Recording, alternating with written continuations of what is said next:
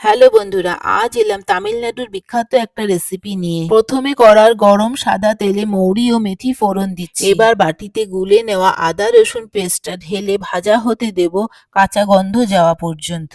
আর এদিকে চলুন মশলাটা রেডি করে নিই। এবার গুলে নেওয়া মশলাটা আমি কড়াতে দিয়ে নাড়াচাড়া করে নেব। এখন লম্বা করে কেটে নেওয়া টমেটো, কাঁচা লঙ্কা ও নুন দিয়ে আরো একবার নাড়াচাড়া করে ঢাকা দিয়ে রাখবো তেল থেকে মশলা ছাড়া পর্যন্ত। আর সেদ্ধ করা ডিমগুলোকে তো আমি প্রথমেই সুতোর সাহায্যে হাফ করে কেটে নিয়েছি। এখন এতে 1 চামচ গোলমরিচ গুঁড়ো দিয়ে নাড়াচাড়া করে আরো কিছুক্ষণ ঢাকা দিয়ে দেব। এখন আঁচ কমিয়ে এতে হাফ কাপ ঘন নারকেলের দুধ দিয়ে সাথে অল্প একটু জল দিয়ে নাড়াচাড়া করে আবার ঢাকা দিয়ে রাখবো ঝোল ঘন হওয়া পর্যন্ত। দেখুন ঝোলটা ঘন হয়ে এসেছে।